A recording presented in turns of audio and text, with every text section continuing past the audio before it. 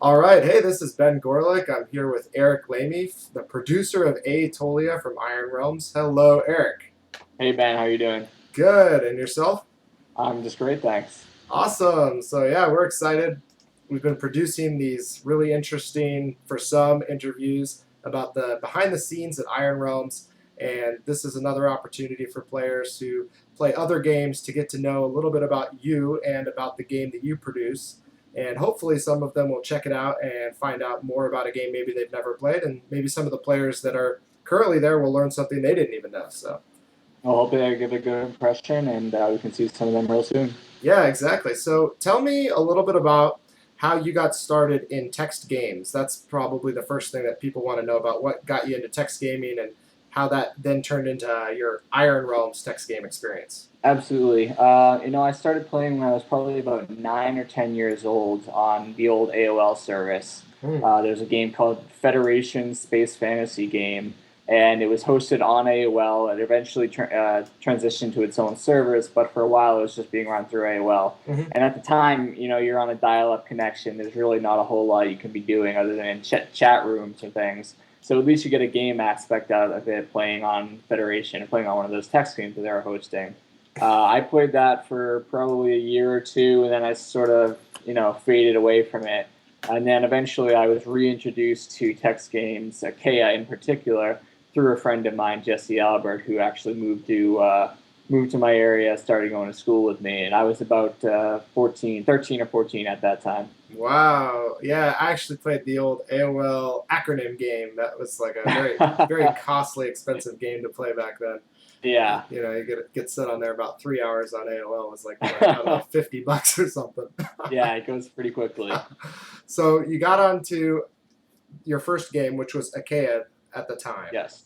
and you started playing. And what did you have? Like, what kind of character did you have? What got you kind of started Yeah, there? I was a paladin, and really, when I first started, I had no idea what was going on. I was using the portal system, and I think that I thought that Shalom was, immediately next to Ashton because that's just how it worked, and everything just it didn't really make a lot of sense to me at first, but I stuck with it. Thankfully, I had some good mentors in the guild, and they really got me heavily involved in some of the political things, and that was really what I enjoyed as a player was so much sort of the political atmosphere that the games evoked. And as I got more and more involved, obviously you sort of get introduced to different aspects of things, and yeah, I just got hooked, and I've been here forever ever since. Are you a natural role player? Is that kind of you like that taking on a fantasy alter ego type experience?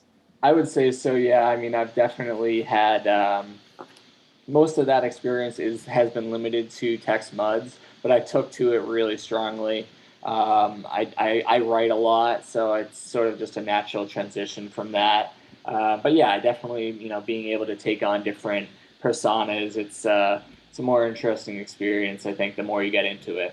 Yeah, I don't think people outside of text gaming and Dungeons and Dragons and those kinds of book based games even have that sense of what that's all about until really recently when some of the bigger MMOs out there started having these RPG adventure type ideas. Yes, absolutely. But I think Yeah, text games were the prelude to that.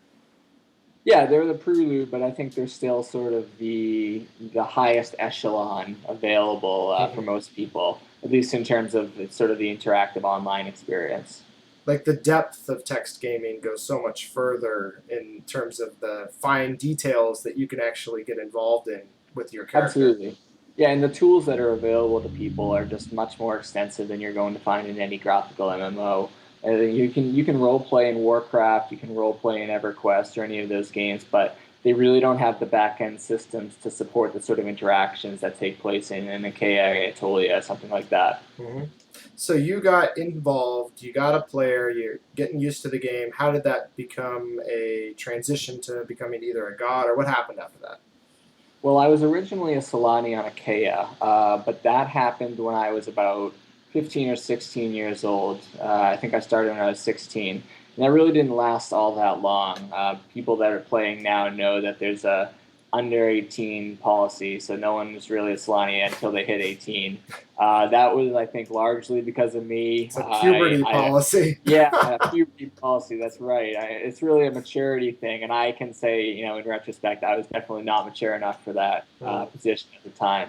That being said, I started playing Aetolia right when it opened up, and the day that I hit 18, I got hired on as a Solani there. Happy birthday.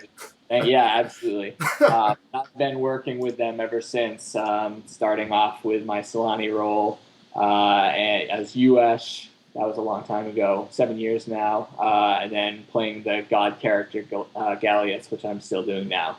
So the god character that you played at the time, did he have the same effect on the game as he does now? I mean, now that you're the producer, did your god character get a bigger role, or did you keep him? Did you take him up the ladder with you?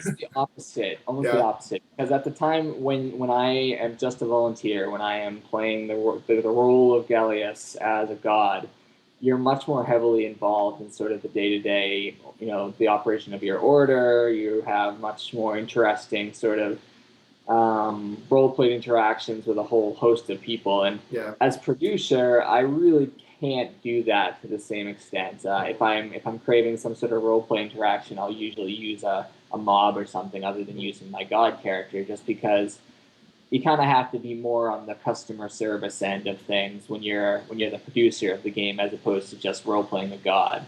Right. That's a trade-off. I still really enjoy a lot of the god roleplay when I get the opportunity to go through with it. It's just not something right now that I can concentrate on as heavily as I might otherwise want to. Mm-hmm. So that pretty much explains how you got to the game. What was it that made you stay as Solani there? I mean, why at Aetolia? Was that the only option, or was it a game you fell in love with? I certainly would. I wouldn't say that it was the only option. I was definitely playing Listernia right when it opened up. I was playing Empyrean right when it opened up, and I had a lot of interest in those. But I think Aetolia really struck a chord with me just because I enjoyed the way that the player base interacted with one another. Even today, there's a really strong role play atmosphere. Everybody is sort of very self-policing. So you don't sort of get that trickle of out of character influences that I have seen in some of the other games from Simitronics, even in some of the Iron Realms in some communities. I think Aetolia has done a really good job of sort of keeping that out for the most part. So from that perspective, it was just a natural transition for me. And it's one of those things. Once you reach a certain point in terms of your power progression, I guess it's just a lot easier to keep doing what you're doing. And if you're doing it well, why stop? Mm-hmm. Yeah, that makes sense. So, what about Aetolia is very different for your, what makes you enjoy it specifically? Why that game? I mean, what do you think makes players enjoy it? Because obviously, a lot of people like yourself came from Achaea. Yep. Maybe it's their first game because it's the larger game. Maybe it gets more attention. Why do they drift to Aetolia or even jump on that ship? Yeah, I think that so the obvious thing is that there's a darker element to Aetolia than some of the other games. There's a much more, we say dark fantasy or gothic atmosphere. You've got the war between the vampires and the undead and the living, and then you have the conflict between the werewolves and the vampires as a subtext to different things. And there's really all sorts of different, I suppose, traditionally darker elements than you find in some of the other games. Alongside that, I think that we in Aetolia have really introduced a lot of things that have allowed players to get much more intricately involved in their own internal role play. So we really have focused on trying to facilitate a lot of tools that will allow players to develop, ongoing relationships with one another, ongoing political struggles that don't necessarily need that constant attention from the divine.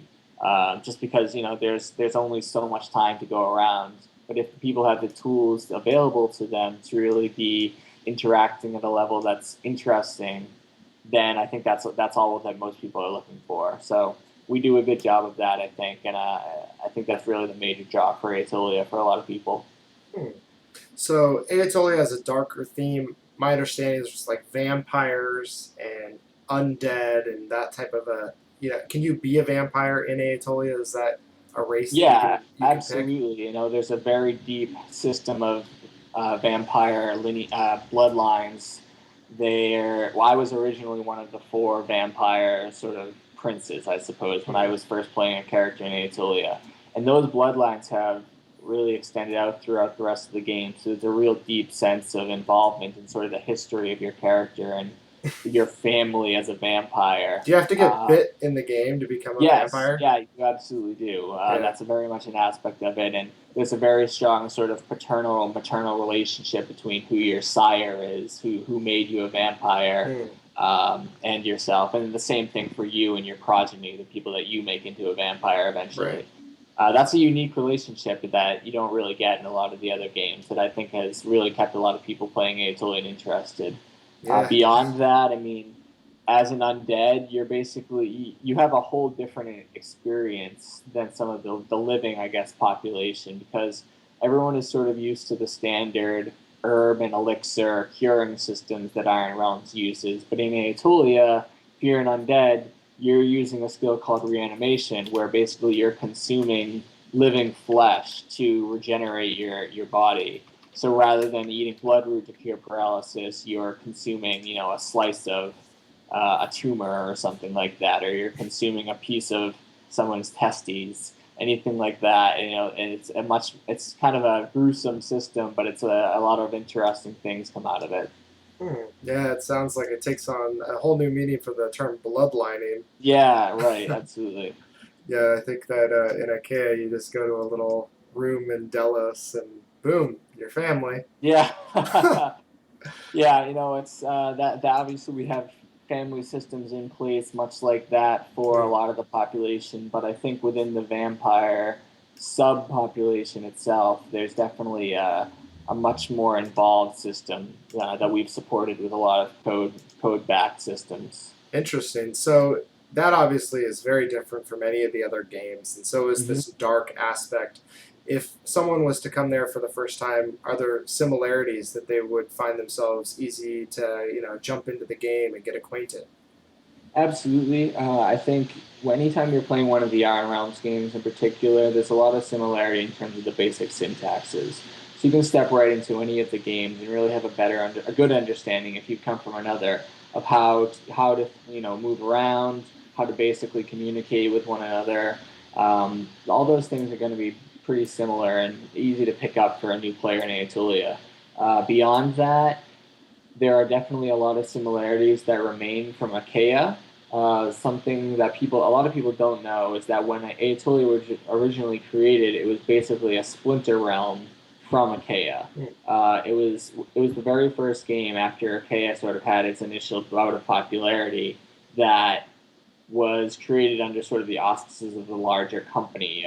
It wasn't just Achaea anymore. There was a new game as well, Aetolia. And at that time, it was basically just like Achaea, except you had vampires and their city bloodlock.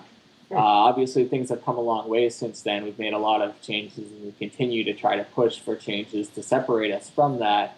But if you're coming from Achaea, you're going to recognize some things that historically have a place in Aetolia as well as what they were in Achaea.